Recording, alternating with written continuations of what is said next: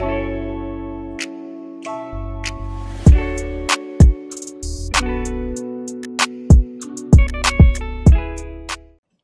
is it going, Bears fans? Welcome back to another episode of the Bear Down podcast, where we talk everything Bears every day of the week.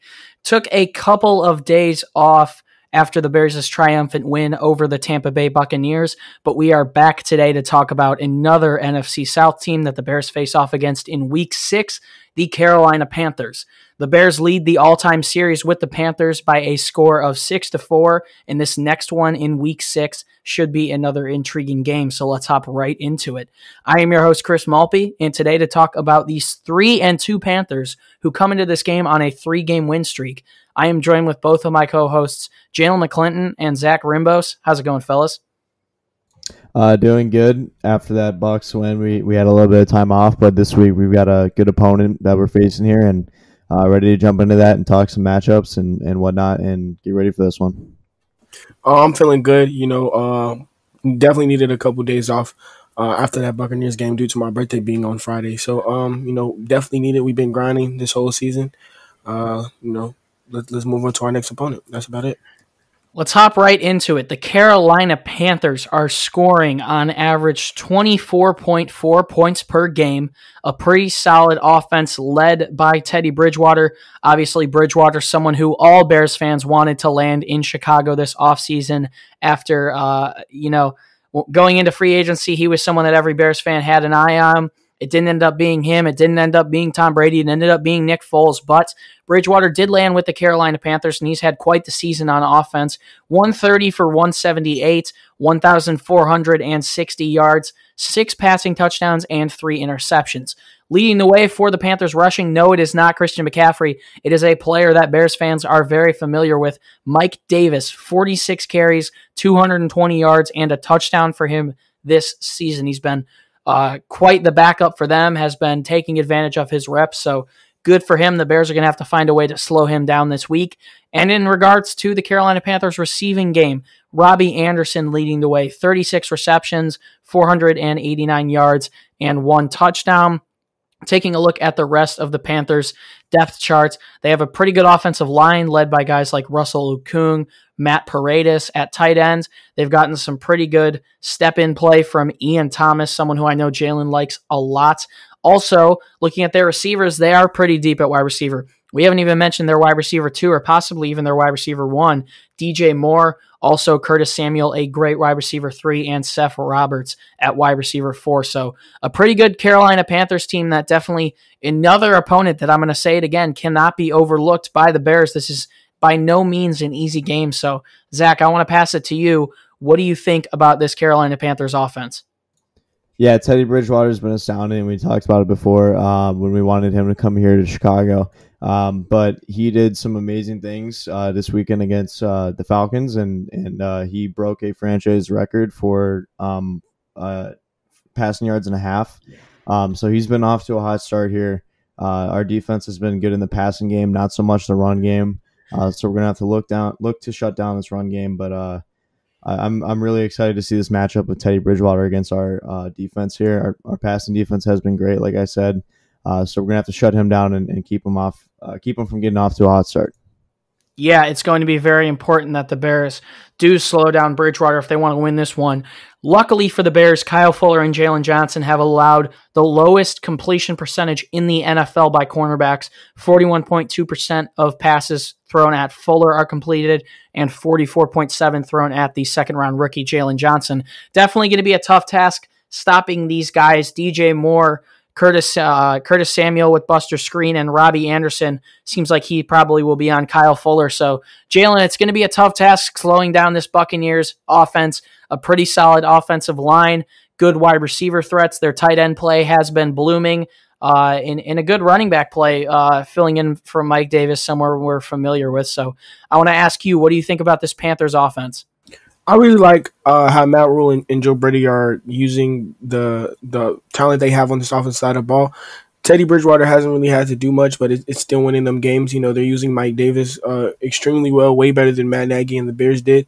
They're getting him involved in the run game and the passing game. They're basically using him like he's McCaffrey, but McCaffrey's way better. But the receivers as well, DJ Moore's having a good season. They're really using Robbie Anderson like he should be used as a very fast receiver who's a deep threat, who makes a lot of good catches. He had this one-hand catch on the sideline. It was a pretty good catch and a pretty good ball by Teddy. As well as the tight end play, you know, Ian Thomas has filled in very well for Greg Olsen. He's playing well. I just really like how this whole offense is being used. Joe Brady is doing an amazing job, and I wouldn't be surprised if he gets a head coaching job anytime soon. Oh, yeah, Joe Brady, someone who just came up, obviously, from the LSU Tigers, a team that won the title last year, and he's already excelling with the Carolina Panthers. So let's take a look on the other side of the ball at the Carolina defense. They are a very good unit as well. They've been playing well. The numbers don't, reflect that the greatest, but they've been solid, but the Bears should look to get the run game going in this game. They've allowed an average of 362.4 yards per game, 229 in the air, 133.4 on the ground. Taking a look at the Carolina defense, a decent front seven and a little bit of a suspect secondary. Brian Burns leads the way for that front seven. Also, Kawan Short, someone we all know very well. Derek Brown, the 2020 rookie. Yatir Gross-Matos, a good linebacking core with Shaq Thompson, Tahir Whitehead, and also Jeremy Chin, the strong safety, is actually listed at right outside linebacker. The secondary is a little bit more suspect. Dante Jackson, Rasul Davis, Justin Burris as listed at the strong safety, but that'll probably be Chin for the most part. And then Trey Boston at free safety, who isn't the same player that he used to be. Taking a look at Carolina's last 5 games, they've done poorly against better offenses. And by no means am I calling the Bears a better offense, but they have struggled against teams that have been able to get it going on offense. Las Vegas, they lost in week 1. Tampa Bay, this is something that should make Bears fans hopeful. They handed the Panthers their second loss on the season, 31-17. Had 2 pretty good wins for Carolina. And last week they also beat Atlanta. They have some pretty good wins. I know week 4 was over Kyler Murray and the Falcons. Kyler Murray and the Cardinals. I'm getting a little bit off track, but you take a look at the Carolina defense. I think the Bears should really be able to get the run going in this one. Last week we saw Todd Gurley look like vintage Todd Gurley, Rams Todd Gurley, prime Todd Gurley against Carolina's defense. The Bears should hopefully be able to get the running game going in this one, and we've seen the Bears succeed in the passing game when the running game does get going. So I like how the Bears match up against this Carolina defense. Should be another, hopefully, big day for the wide receivers, and hopefully Jimmy Graham, who's been a touchdown machine for Chicago, can continue to get involved. So, Zach, I'm going to pass it back to you. This Carolina defense has looked a little suspect throughout the season. They've had good play. They've had bad play. What do you think about this unit? Yeah, you talked about it. This is our opportunity here for our offense to break through, and we played 2 pretty good defenses back to back here. We had the Indianapolis Colts and then a quick turnaround to the Tampa Bay Buccaneers, and both of them were pretty good. The Buccaneers not so much in the passing game, but in the run game especially. The Colts have been astounding all the way around. So this game is our opportunity here to take advantage of it. Nick Foles gets to step up here and show people what this offense really can do with the weapons that we have. Hopefully Allen Robinson goes off for a great game. Hopefully they activate Lamar Miller for this game and, like you said, pound the rock and be able to get the rushing game going. But other than that, yeah, I mean, this is our advantage here. Our defense has been playing astounding. We keep that up and we can come away with a win here this week. So a couple of weeks ago, the Bears played the Colts, who were the first-ranked defense in the league. Last week, they got Tampa Bay, who is the 9th. Carolina is the 14th ranked defense in the league. I believe they are 24th against the pass and 9th against the rush, but we've seen them be weak a little bit throughout the season. So I definitely think the Bears can take advantage, especially on the ground here. I would expect hopefully a pretty good game from David Montgomery. Jaylen, I'm going to pass it to you now. What do you think about this Carolina defense? On paper, it might not look like the best defense, but there's a lot of young guys on that defense. A lot of those starters were just drafted in the last couple years, and of course they have some vets on that side of the ball, like a Shaq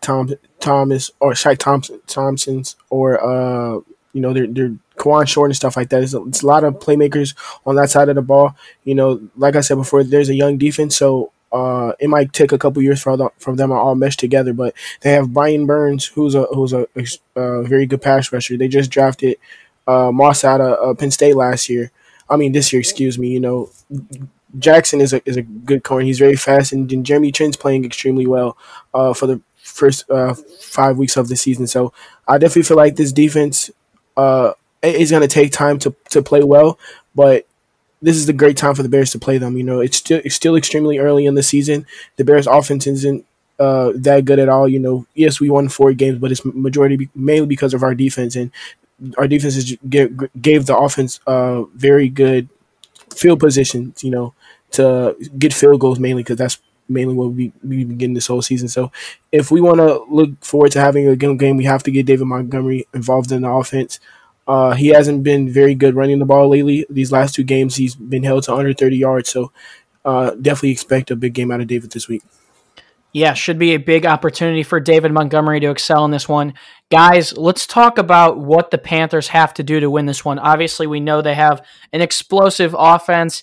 I'm going to go first. I'm going to say they have to pound the rock with Mike Davis. The Bears are yet to look for any solution at the nose tackle position.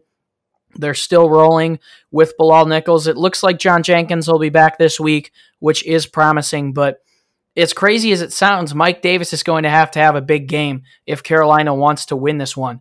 As much as I like their receiving core, Robbie Anderson, Curtis Samuel, DJ Moore, and I do think that they will get going, I think it's going to be a little bit tougher to throw on the Bears than it's going to be to run it. So I think if the Panthers can have a successful run game in this one, they're not only going to be able to chomp away at the clock, but I think they're going to find some success doing that. So if Carolina wants to win this one, I'm going to go ahead and say that I think they're going to have to pound the rock. So Jaylen, I'm going to pass it back down to you now. What do you think Carolina has to do, either offensively, defensively, or overall, if they want to give themselves a shot to move to 4-2? I'm gonna agree with you and say pound the rock with Mike Davis. We saw last week Ronald Jones had 17 carries for over 100 yards, and mainly in the first half, and the Buccaneers just went away from it, and that ended up losing them the game because they couldn't get out, they couldn't stay on the field. They were passing a lot with Tom Brady. So if the Panthers want to win this game, they have to run the ball, and they have to run the ball consistently, and they have to stick to it, especially if they're successful. 100%. I couldn't agree with you more. You take a look at the Bears' defense. Against the rush, they are 16th in the league, and teams have been taking advantage of that, and I don't blame them. But you also look at the Bears' defense, and they've been successful when they've needed to. I believe that they have been first in the red zone, second in the league on third down, also number 2 in the league in the fourth quarter as a whole. So should be interesting to see how it plays out in this one. Carolina is going to have a good chance. Once again, I say it every week, they're not a team you can overlook, a team that's fighting for first place with the Tampa Bay Buccaneers and the New Orleans Saints. Zach, what do the Panthers have to do if they want to take down the Bears and prevent them from starting a win streak in Week 6? Yeah, we talked about it in podcast prior. We said Eddie Goldman opting out was going to be one of the biggest hits to us this season, and he's underrated. He's one of the best key pieces on this defense. Akeem Hicks has been playing great, but that doesn't stop the run for us. We needed a nose tackle, and that's been our problem. But just to switch it up from you guys, because I think that is what they're going to do. They're going to try and pound the rock because they know that's our weakness right now. I'm going to say their defense has to step up and shut down Nick Foles. If they can somehow shut down Nick Foles and he comes out and just lays an absolute egg, and I'm not sure if that'll happen, but if they're able to step up and make that happen, then we're not going to be able to score, and our defense will get tired, and it'll be a lot closer of a game than we'll expect if our offense does get moving. But, yeah, they shut down our offense this game. It'll be really close. It'll come down to the wire. I think our defense will get tired out, and they probably walk away with that win. But other than that, yeah, I think one of their key matchups this game is definitely going to be pounding the rock. So we'll get to that later, but yeah. Yeah, and the Bears are going to have to take advantage of a defense that, as Jaylen said, on paper may not look the greatest, but they are still able to perform. The Bears are going to have to take advantage of a defense that no longer has Luke Kuechly lurking in the middle. So, Jaylen, I'm going to pass it back to you. I'll give my thoughts a little bit later. What do you think the Bears have to take advantage of, either on offense or on defense, if they would like to move to 5-1 and continue to push towards those playoffs? No, I kind of said this before. Like I said, on paper, this defense doesn't look well. And the numbers show that they aren't a good defense, but they're young. The young players are going to make mistakes, especially 5-6 weeks into the season. A lot of people on our offense are vets. They've been in the NFL for a long time. Nick Foles has won a Super Bowl. Allen Robinson has been in the league for 7 years. A lot of our offensive linemen are veterans and stuff like that. So we have to be able to move the ball. We have to score points. We're 4-1, but we haven't put up a lot of points on the board. The most points we scored so far is 30 points. And yes, we have a very good defense, but they're not always gonna play well. They're not always gonna completely shut down the offense. They're gonna give up a player here and there. So for that not to happen, or for us not to lose games, we have to put points on the board. We can't rely on our defense to win us the game every week of the season. That's not gonna work. Yeah, I'm going to have to go ahead and agree with you. The Bears are going to have to put up points in this one if they would like to win it. You take a look at Nick Foles and how he started off so far.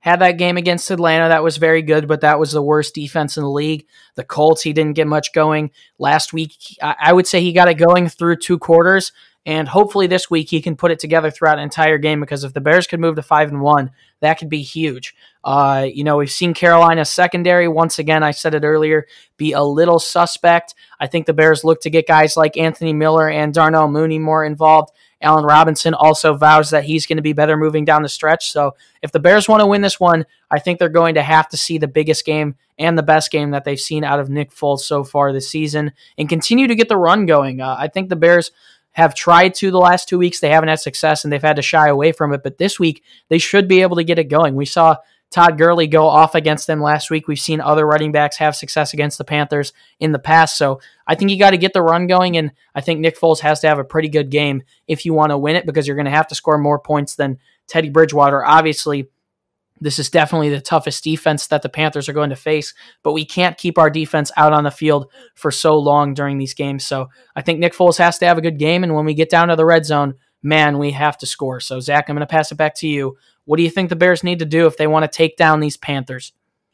100%, it's going to be on the offense. I mean, our defense, regardless of how poor they may come out against this team, the Panthers have a great offense, and I think we're going to be expecting that. And, as long as we can somewhat shut them down to minimize the amount of points they can get, we'll be okay. But it's absolutely our offense has to do great.